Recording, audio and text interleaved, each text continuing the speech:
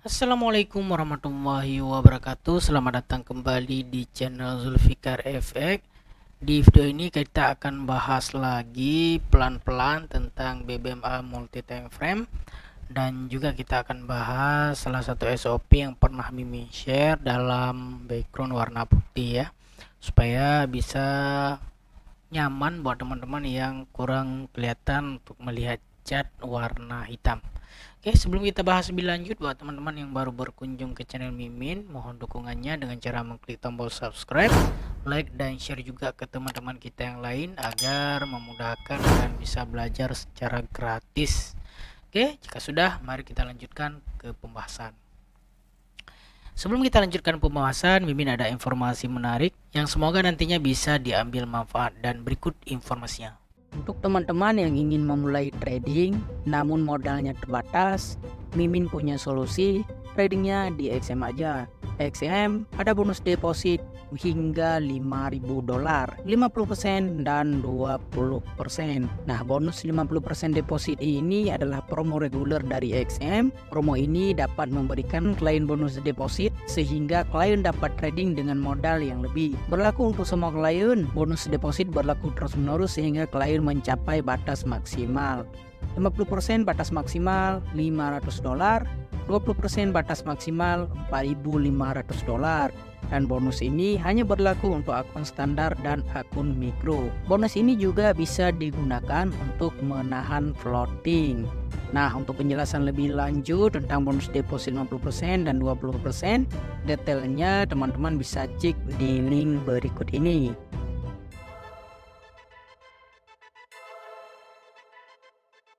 Oke, itu dia informasi. Semoga bisa diambil manfaat dan peluangnya buat teman-teman. Dan sekarang mari kita lanjutkan ke pembahasan. Oke, di sini kita akan bahas BBMA multi time frame sekilas. Kemudian kita akan lanjutkan kepada SOP yang pernah Mimin share ya. Nah, di sini kalau berbicara tentang BBMA multi time frame, ada satu setup favorit Mimin di BTC ya. Di sini kalau kita lihat ke dalam background putih ya, sesuai dengan banyak selera teman-teman. Di sini kita buang dulu time-nya. Oke. Di sini berlaku dua kali rejection ya. Yang mana di sini rejection pada diamond setup, dan ketika ini sudah berlaku pertemuan EMA50 dan BB mendatar ya. Kalau kita lihat satu time frame di atasnya, ini berlaku hari entry monthly, yang mana di sini terjadi beberapa reject di kawasan hari entry ya. Candle ini untuk memvalidkan reject pertama di kawasan MA5, candle ini cucuk di MA5 M10, dan ini candle yang ketiga yang retrace di area ini yang respon daripada sinyal momentum ya. Ini sinyal, ini setup. Oke, kalau kita lihat di sini ada diamond setup di 2 minggu yang lalu ya, dalam keadaan BB mendatar. Kalau kita mengambil reverse pun ini akan menjadi candle reverse ya. Ini akan menjadi candle retest ya, tapi retestnya tidak sampai ke kawasan MA5 MA10 low ya.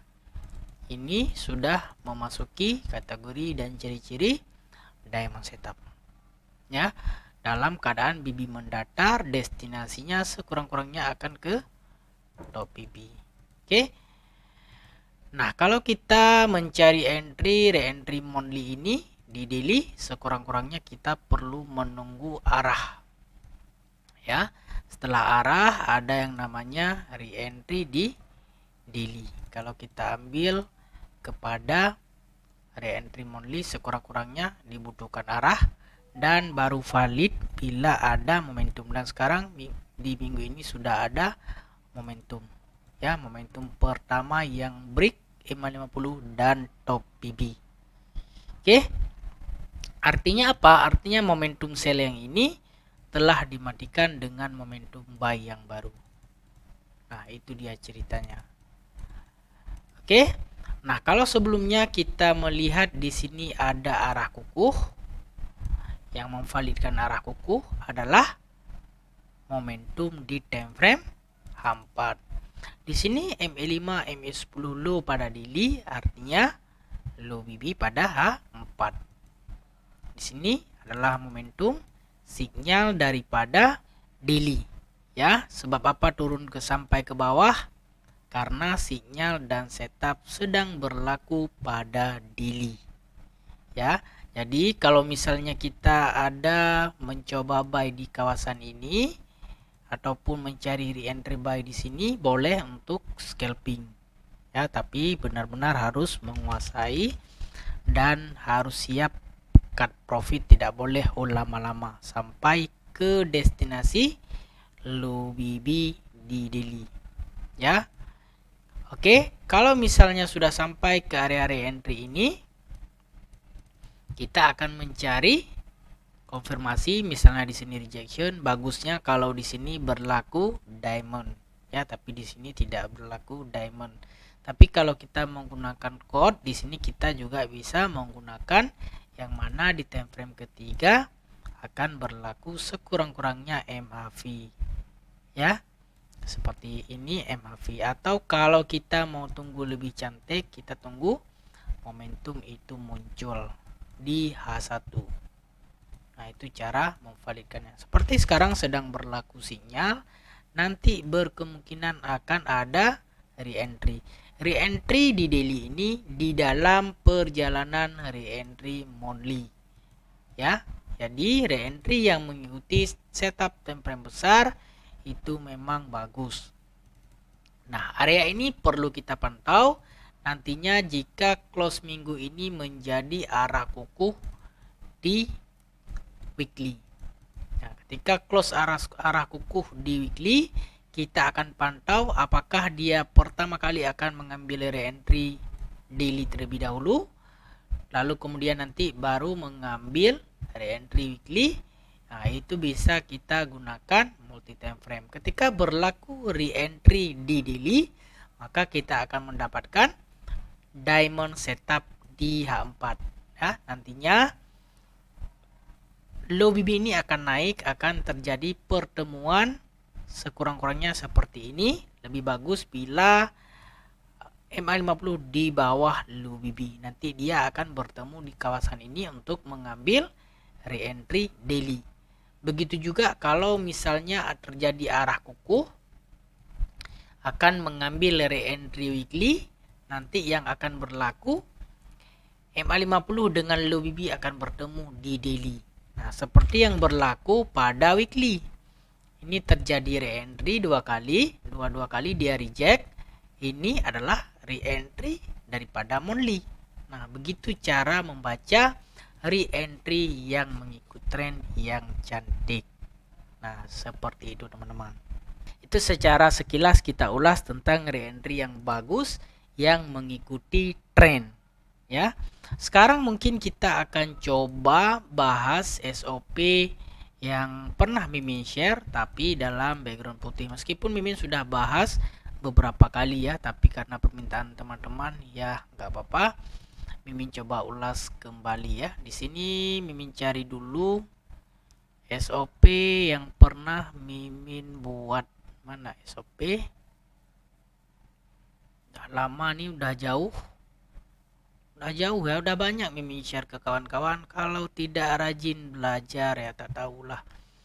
Nah, ini ini pernah Mimin share sudah lama sekali nih, tahun 2023 nih Mimin share ya. Salah satu SOP yang Mimin share di re-entry H4 atau H1. Kenapa? Karena Mimin perhatikan teman-teman banyak yang masih suka scalping. Ya, tak masalah ya, karena scalping mungkin untuk balance ataupun modal kecil untuk grow menjadi lebih cepat besar. Tapi teman-teman juga harus ingat, semakin kecil time frame yang kita gunakan, maka semakin rendah kualitas suatu setup. Seperti itu teman-teman ya. Oke, nggak apa-apa. Itu pilihan masing-masing, mau scalping, mau intraday, mau swing, itu bebas ya. Di sini Mimin akan coba ulas tentang SOP yang pernah Mimin share ke dalam background putih, dan kita akan ambil favorit pair dari banyaknya teman-teman, yaitu gold ya. Oke, yaitu di goal. Oke. Di sini Mimin contohkan satu SOP ya yang sesuai dengan yang pernah Mimin share. Re-entry H4 atau H1, time frame kedua ekstrim atau reject M50, stokastik, candle arah atau CSM, dan Fibo. Oke, di sini kalau kita melihat ada satu sinyal momentum pada time frame H1 dan berlaku re-entry di pertemuan mid BB. Ya, ingat re-entry pertemuan mid BB adalah re-entry tipe kedua yang sudah kita bahas di video sebelumnya. Ketika berlaku re-entry di time frame H1, nah kalau biasanya kalau pertemuan mid BB dan terjadinya ada arah awal, biasanya di bawahnya golden setupnya tidak cantik. Biasanya dia akan break ya kalau ada arah awal. Ya, kita coba lihat ya. Mana? Nah, kan di sini diamondnya terbatal, ada momentum. Jadinya kita tidak akan dapat diamond ya. Kenapa? Karena ada arah awal di sini. Ada arah awal, dia merusak diamond di time frame kedua. Jadi caranya kita bisa menggunakan code ekstrim ataupun MHV ya. Artinya re-entry ini masih valid, tapi ini re-entry tipe kedua yaitu pertemuan mid BB. Tapi kita masih bisa manfaatkan walaupun Mimin tidak bahas ke dalam SOP ya. Mimin bahas dalam SOP itu yang clear. Nah, di sini ekstrim, kalau ekstrim maka di time frame ketiga akan berlaku ekstrim TP wajib MHV ya. Seperti ini ya. Ekstrim, TP wajib, dan MHV zone ya. Jadi ini memang tidak masuk dalam SOP, tapi kita sudah pernah bahas apa yang memvalidkan ekstrim, apa yang memvalidkan MHV ya. Kita skip dulu, nanti kita bahas di video yang lain yang tidak sesuai SOP supaya kawan-kawan tidak kebingungan ya. Oke. Di sini kita bahas yang sesuai SOP saja ya. Coba kita lihat di sini ada re-entry di daily. Ya, syarat kedua untuk yang sesuai dengan SOP di time frame kedua akan berlaku diamond setup. Di sini ada berlaku diamond setup dalam keadaan BB mendatar atau flat ya. Diamond setup dalam ataupun ekstrim BB mendatar ataupun rejection M50 dalam keadaan mendatar, destinasinya sekurang-kurangnya ke top BB. Begitu juga jika berlaku diamond sell atau rejection top BB akan ke low BB kalau dalam keadaan BB mendatar. Tapi ini ada satu rejection pada 550 atau bisa kita sebut ekstrim BB mendatar, tapi ini cantik karena ada 550, ini masuk kategori diamond setup juga. Kemudian kita boleh perhatikan sebagai pendukung, yaitu yang mana di sini ada stokastik yang sudah memasuki di area oversold ya. Di sini adalah area oversold kalau kita mau menggunakan stokastik sebagai pendukung. Kemudian kita akan mencari arah kukuh di time frame ketiga. Nah, di sini kelemahannya kalau kita menggunakan arah kukuh di time frame ketiga, kadang-kadang dia langsung naik baru turun membuat re-entry yang baru ya. Nah, sebab itu kita perlu menggunakan cara memvalidkan ekstrim ataupun cara memvalidkan MHV ya. Kita sudah bahas di banyak video bahwasanya kalau di time frame, kalau katakanlah H1 ekstrim, katakanlah di H1 berlaku ekstrim, maka di time frame M15 kalau di H1 ekstrim akan berlaku ekstrim TP wajib MHV. Nah, ini akan berlaku di time frame M15 kalau berlaku ekstrim di H1. Nah, kalau di time frame H1 berlaku MHV, kalau di time frame H1 ya berlaku MHV, maka di time frame M15 akan berlaku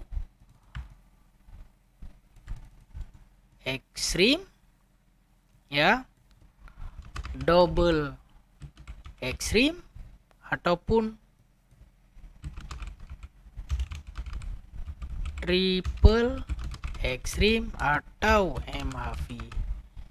Ini kebiasaan yang berlaku di time frame M15, ya, seperti ini, ya. Tapi kalau kita ambil SOP ini valid, kita bisa tarik Fibo dari arah kuku ke low BB, kita masih bisa mendapatkan TP, ya, kalau kita ada melakukan entry di area ini, ya. Ini kalau kita ambil tadi di re-entry daily.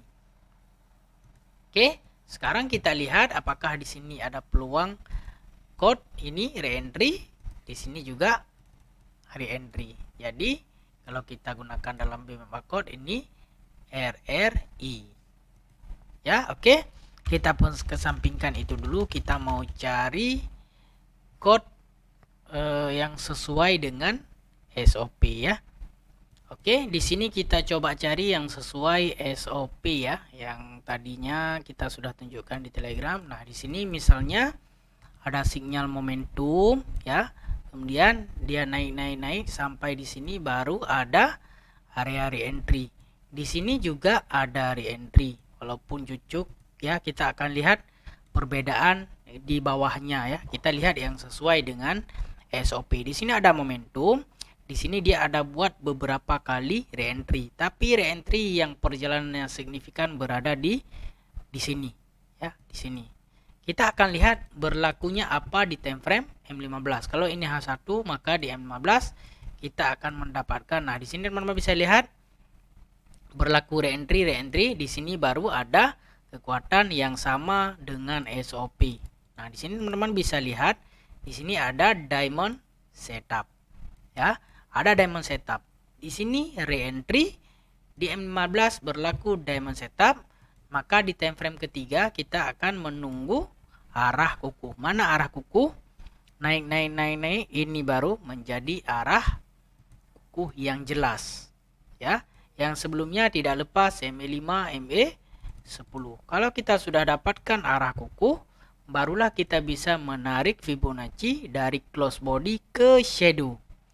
Kita boleh langsung entry selama tidak ada momentum yang baru, ya. Kalau ada momentum yang baru maka kita akan cut loss. Dan sekarang teman-teman bisa lihat dia menuju TP1, TP2 dan maksimum TP, ya. Baru dia turun balik di sini membuat re-entry yang baru di time frame 15. Nah, ini sesuai dengan SOP yang Mimin share, yang mana time frame 1 re-entry 4 ataupun H1, time frame kedua ekstrim atau reject E50 stokastik, ya. Kalau teman-teman lihat stokastik pada saat di time frame kedua ini berlaku oversold. Nah, di sini berlaku oversold kalau dipadukan. Dan kalau lihat di M5 itu sudah kita menunggu arah kalau kita mengikut SOP, ya. Nah, itu cerita dia kalau mengikut SOP, ya. Teman-teman bisa kaji sendiri, ya, seperti tadi, ya. Di sini teman-teman bisa tandain beberapa kali re-entry, tapi yang sesuai dengan SOP di re-entry yang ketiga, ya, itu yang kita ikuti. Kenapa? Karena itu yang lebih cantik. Nah, di sini coba kita lihat yang terbatal. Yang terbatal juga kebiasaannya akan ada sesuatu yang tidak mengikut SOP. Contohnya di sini ada momentum, kemudian dia naik membuat re-entry di kawasan ini. 1, 2, 3. Ini adalah kawasan re-entry. Nah, di sini juga teman-teman harus ingat re-entry ini sudah tidak virgin, artinya dia sudah pernah membuat MHV, bukan lagi murni datang dari momentum. Yang seperti ini kan masih bagus ini, ya. Kalau ini kan sudah momentum, udah naik turun buat MHV, tapi naik buat re-entry. Kadang-kadang kebanyakan orang re-entry yang seperti ini yang sering terkena karena bukan re-entry yang natural lagi, sudah ada MHV sekali, Ya, contohnya kita mau validasi, ini kita anggap masih re-entry karena semua MA berada di bawah mid BB, MA 50 di atas mid BB. Nah, biasanya ini berlaku kalau teman-teman hanya melihat satu time frame saja. Misalnya cuma melihat pada H1, nggak melihat H4 sedang ngapain, daily sedang ngapain. Jadi teman-teman akan seringnya terjebak. Tapi nggak apa-apa, kita coba akan menggunakan BBMA multi time frame untuk validasi. Anggap saja ini adalah re-entry, turun kepada M15, lihat apa yang berlaku.